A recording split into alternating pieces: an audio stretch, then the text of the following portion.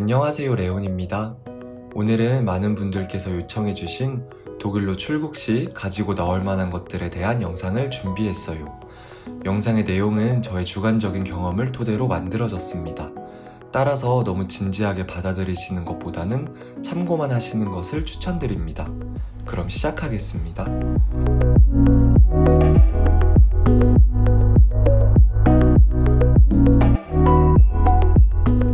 일단 독일도 사람 사는 곳이기 때문에 대부분의 중요한 것들은 구하실 수 있어요. 때문에 짐을 꾸릴 때 크게 불안하실 필요는 없습니다. 그럼에도 불구하고 가지고 나오면 유용하다고 생각되는 것들을 알려드릴게요. 첫 번째, 상비약입니다. 당연히 독일도 처방전 없이 살 수 있는 약들도 있고 의사에게 약을 처방받을 수도 있어요. 하지만 간혹 의사에 따라서 큰 문제라고 판단되지 않을 때에는 약을 처방해주지 않는 경우가 있습니다.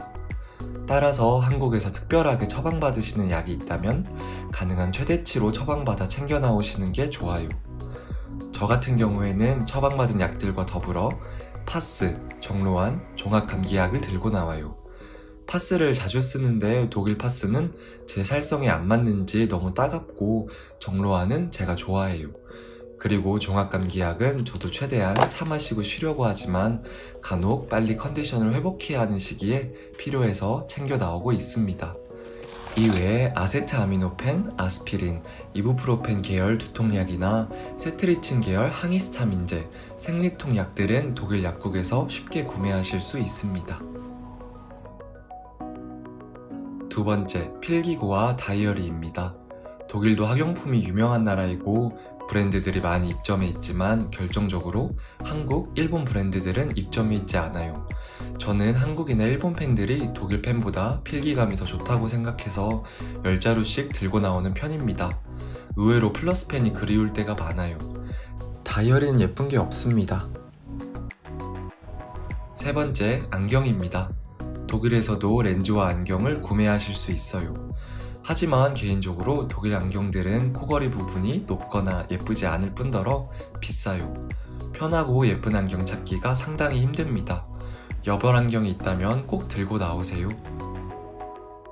네 번째, 은행 보안카드나 OTP, 각종 인터넷 사이트 가입 리스트입니다.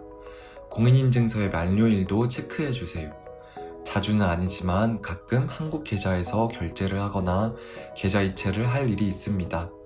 그리고 각종 인터넷 사이트는 모두 가입해서 나오시는 것과 아이디, 비밀번호를 잊지 않게 메모해서 나오시는 것을 추천드려요. 핸드폰 인증 대신에 요즘은 아이핀을 이용할 수 있지만 간혹 꼭 핸드폰으로 인증해야 하는 사이트는 독일에서 가입하거나 비밀번호를 찾기가 힘들어요. 이 부분 때문에 한국 핸드폰을 최소 요금제로 살려두는 경우도 있기는 하지만 저는 해지했습니다. 다섯 번째, 화장품입니다. 화장품도 마찬가지로 유명 브랜드들은 많이 입점해 있고 백화점 브랜드들은 거의 다 있지만 한국 로드샵들은 입점해 있지 않아요. 사실 코덕이시라면 독일에서 이것저것 한국에서 구하기 어려웠던 제품들이나 써보지 않은 색조를 시도해보는 게 큰 재미가 있을 수 있어 쟁여서 나오시는 걸 그리 추천드리지는 않지만 라이너, 펜슬, 브로우 등은 들고 나오시는 게 좋을 거예요. 참고로 스킨케어 제품들은 좋은 게 많아서 현지에서 사셔도 됩니다. 마스크팩은 비싸고 별로지만요. 여섯 번째, 전기밥솥입니다. 전기밥솥은 사실 부피도 크고 무겁기도 하여 부담이 돼요. 또한 독일에서도 자체적으로 전기밥솥을 파는 회사들이 있고 찜기로도 냄비로도 밥을 지어 먹을 수 있어요. 하지만 길게 머무실 계획이고 밥순이 혹은 밥돌이시라면 한국에 작은 전기밥솥을 한 개 들고 나오시는 걸 저는 개인적으로 추천드립니다. 한국 브랜드의 밥솥은 구하기가 매우 어렵기 때문이에요. 참 광고는 아니지만 개인적으로 쿠쿠의 오래전 제품을 굉장히 오래도록 사용하고 있는데 쿠쿠는 정말 짱인 것 같아요. 일곱 번째, 방한용품입니다. 방한용품은 별게 아니고 수면 양말, 수면 바지예요. 누진세가 높은 독일의 특성상 맘 놓고 난방기기를 오래 틀어놓기에는 부담이 되는 게 사실입니다. 이럴 때 수면 양말과 수면 바지가 제 몫을 해요. 물론 비슷한 파자마를 팔긴 하지만 저는 한국의 수면 바지, 수면 양말이 짱인 것 같아요. 그리고 전기담요를 들고 나오시는 것도 방법 중 하나이겠지만 독일에서도 전기담요를 구하실 수 있고 독일인들은 보통 밤플라샤라고 해서 이렇게 유담불을 사용합니다. 화장만 주의하신다면 전기담요 못지않은 친구라서 전기담요는 꼭 들고 나오실 필요는 없을 것 같아요. 여기까지가 나름대로 객관적으로 정리한 품목이고 이어서 굉장히 개인적이고 의외의 친구들을 소개하자면 8번째, 비닐장갑, 나무면봉, 손톱깎이, 녹차 프라푸치노 가루입니다. 굉장히 의외의 것들이 등장했는데 저는 비닐장갑이 김치를 담그거나 쓰레기를 버릴 때 필요할 때가 있지만 독일의 비닐장갑은 라텍스 재질이어서 한국 비닐장갑이 그립더라고요. 또한 독일의 면봉은 거의 다 종이나 플라스틱 재질이거나 나무 재질이 잘 부러져서 저는 한국의 나무 면봉을 챙겨 나옵니다. 그리고 손톱깎이는 저는 지금 현지에서 산 빅토리아 눅스의 손톱깎이를 쓰고 있지만 왠지 한국 손톱깎이가 더 좋은 것 같아요. 이상하게 이런 자질구레한 것들이 유용할 때가 있더라고요. 그리고 저는 녹차라떼 덕후인데 독일에서 사본 녹차 가루들은 한결같이 한국 가루들보다 맛이 없었습니다.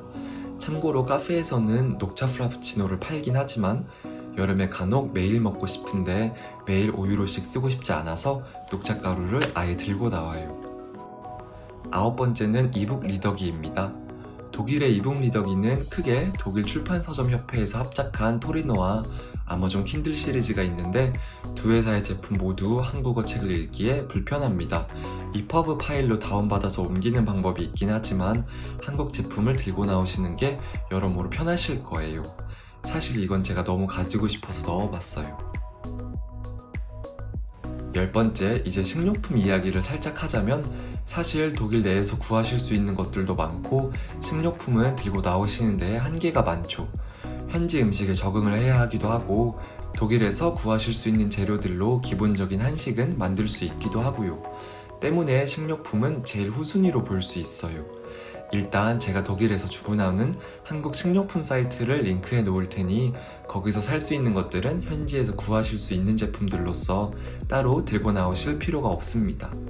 그럼에도 불구하고 공간이 남는다면 개인의 취향에 따라 들고 나오시면 되는데 저는 참고로 말린 매생이와 미역, 곤드레, 들기름, 들깨가루, 황태포, 춘장, 그리고 블록형 인스턴트 국들을 들고 나와요. 인스턴트 국을 선호하진 않지만 한식이 그리운데 요리할 기운이 도저히 없을 때 도움이 되었어요. 이 정도로 정리를 해보았는데 사실 독일에서 구할 수 있는 것들도 많고 새로운 제품을 찾는 것도 나름 재미있기 때문에 굳이 무리해서 너무 많이 들고 나오실 필요는 없을 것 같아요. 걱정되는 분들을 위해 영상으로 제작했습니다. 너무 주관적인 영상이므로 참고만 하시고 이외에 궁금한 점들은 댓글로 남겨주세요. 그럼 저는 이만 물러가겠습니다. 안녕히 계세요.